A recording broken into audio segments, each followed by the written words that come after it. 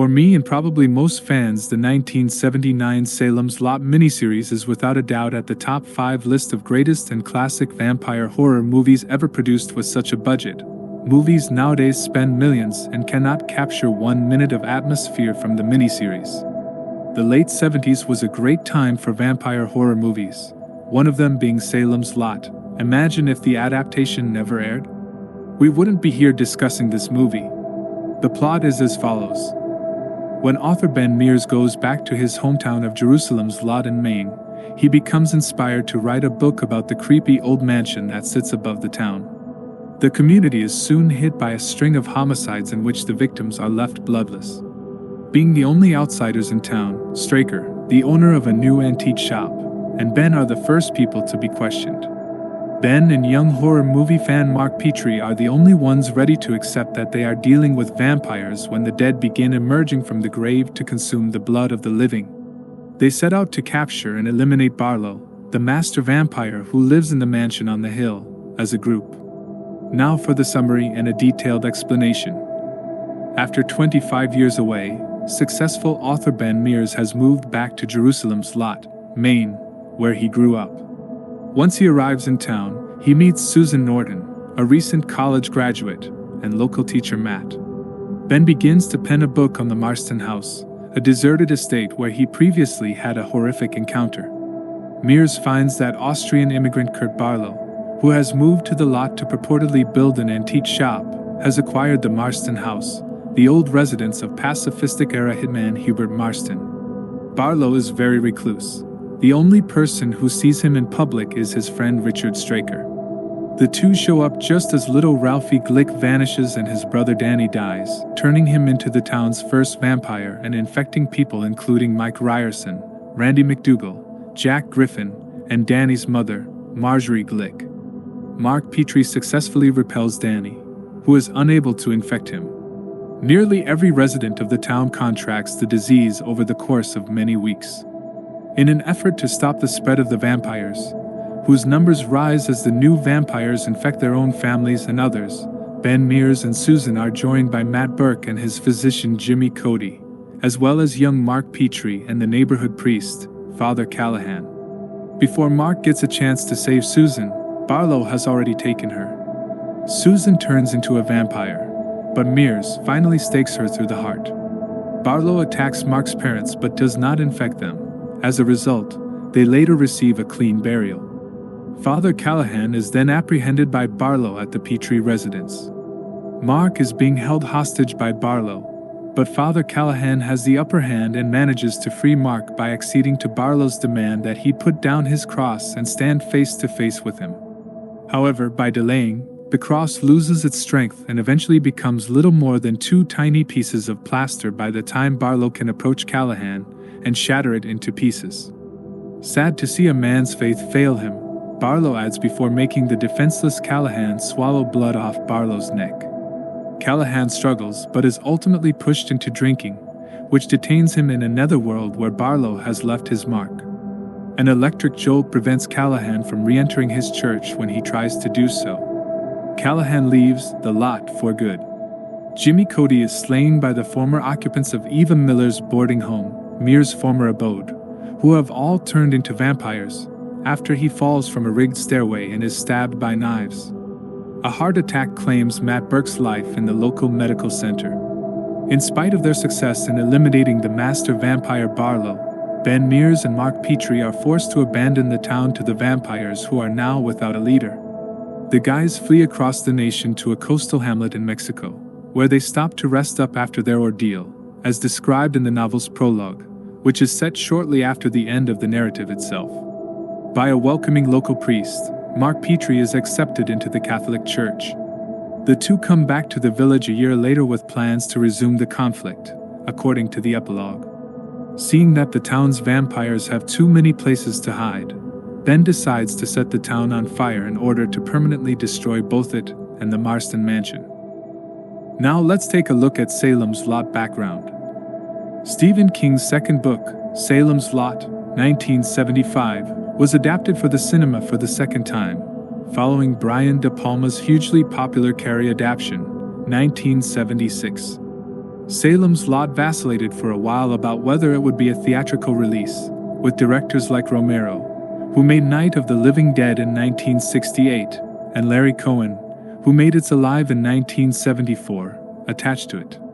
Stephen King claims that he first became inspired when lecturing on Bram Stoker's Dracula, 1897, in an English literature class. He and the students then discussed how Dracula might react to the present world.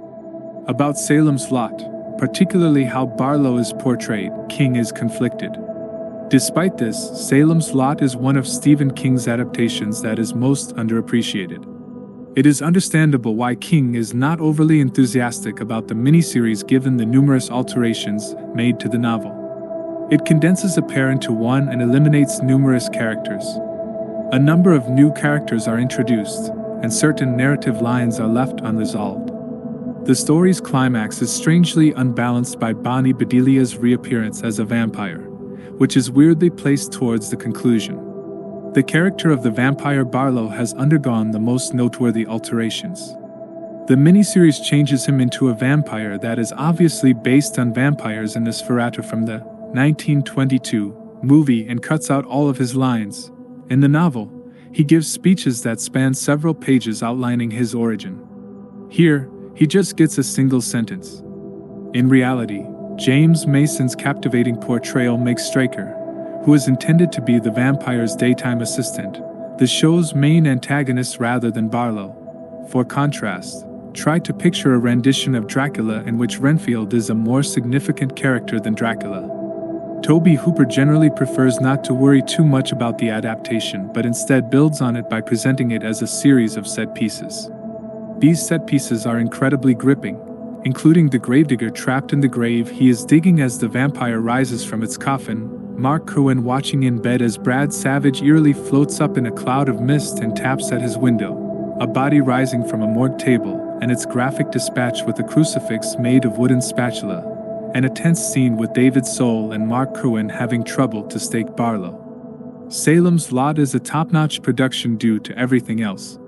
Soul, who was at the peak of his fame at the time thanks to the television series Starsky and Hutch.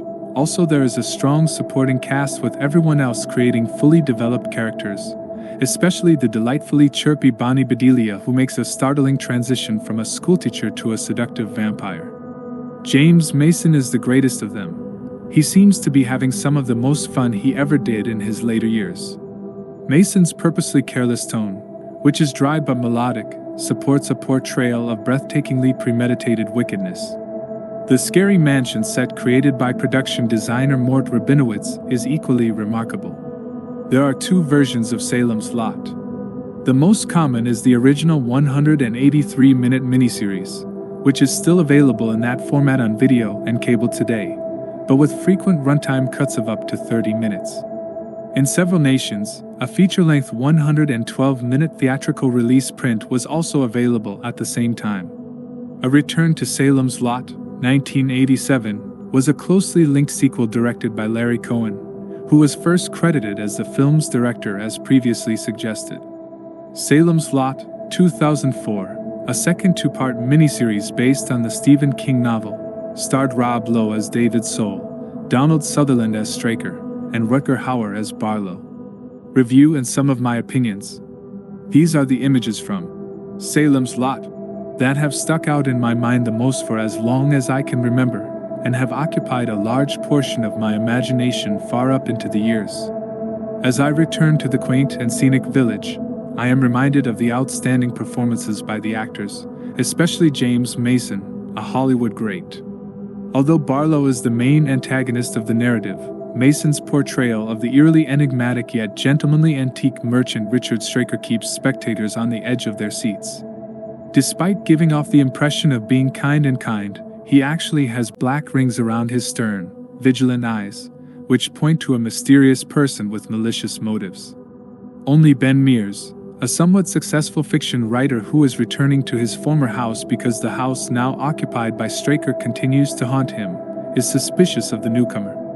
He tries to stop the vampire from ruining this tranquil area of Americana with the aid of his new lover Susan Norton, her father, and Mark. and the 183-minute miniseries is still regarded as one of the greatest and finest vampire movies 4 decades after its initial television airing. It draws inspiration from other horror masterpieces like Alfred Hitchcock's Psycho and Murnau's Nosferatu, as well as several more works in the genre including Fright Night and Buffy the Vampire Slayer. It's one of my all-time favorite classics. Barlow makes an appropriately eerie presence. The monster makeup is superb. Frank Toro receives the only special effects credit, giving Barlow the recognizable Nosferatu appearance that denotes his ancient position. The Turok-Han vampires from Season 7 of Buffy would take on a like appearance. The staging of Barlow hitting the parents over the head with a book and grabbing Mark is odd. In contrast to King's novel, Straker here speaks for Barlow. Barlow's speaking might have been unnecessary given that there is some cheese is already in this miniseries. The occasional spooky vampire photos are overshadowed by absurd ones showing them hovering outside windows in smoke clouds. Hooper dwells on these pointless occurrences. To the series' credit, I didn't find any wires when I was looking compared to some other movies. At the conclusion, the miniseries gets points back. Here, rather than in King's book, the Marston house more accurately represents its haunting of Hill House past. Strangely, King did not utilize the home as the scene for the climax. It's a spooky secret area within a spooky basement that appears to be coated in green slime. Ben Mears, a visiting author who is also a novice vampire hunter, is portrayed by David Soul. Although Soul has a leading man presence, I didn't much enjoy Ben's persistent gloom. Bonnie Bedelia, however, ranks Susan, Ben's lover, above the establishment. The aggressive and envious spouse Cully is played by George Dzunza, a former Law and Order actor, while real estate agent Larry Crockett is portrayed by Fred Willard, a comedic actor. These actors faithfully recreate a notable scene from King's book, but the bullying theme of the story is lost because Willard and Dzunza are visually identical. Then, like a number of other characters, Crockett turns and disappears from the story. Of course, King's book is the same approach, but since the entire town is a character there, it works wonderfully. As the miniseries develops, I find it harder to remember the characters and the plot. A detailed talk about the Blu-ray version. A good-looking 1080p Blu-ray version is available, displaying a significant improvement over earlier home video versions, helps the newcomers to town feel at home. Despite the fact that the footage tends to be quieter than other releases from the same time period, the overall sharpness and clarity are superb and revelatory. All of Mark's monster figurines that are displayed in his room can clearly be seen, as can the furniture in Straker's store and the wooden accents within the Marston house, which are both distinct and clear while also displaying minor nicks, scrapes, and scratches. Fans can see every pore, wrinkle, and little flaw in the 70s clothing stitching and threading, and healthy body tones show them all. Although the contrast is on the lower end of the grayscale when seen in its native aspect ratio, the video is consistently comfortable bright with clean, clear whites. While the darkest areas of the frame occasionally lose some of the finer details to shadows, the black levels are powerful and genuine, giving the image a noticeable feeling of depth. Secondary colors are a little on the ordinary side but realistically depicted, while primary are bright and vibrant, giving the image a beautiful, revitalized sense. The source occasionally has indications of slight decline where the grain structure gently pulses, and there are a few poorly resolved passages where grain is more noticeable. Aside from that though, this is a fantastic high-definition portrayal of a classic television show. Now for the final thoughts and perspective on Salem's Lot. Several moments from Tobe Hooper's Salem's Lot, which are still really spooky and nightmare-inducing, continue to consume my mind. The 183-minute television version of the Stephen King book, although being a touch dated, is nonetheless quite enjoyable, partly because of Hooper's directing, the actors' performances, and Mr. Barlow's iconic appearance. Although the Blu-ray has excellent audio and video quality, there isn't much in the way of supplementary content. Nevertheless, the entire set is worth the asking price and belongs in the library of every classic collector.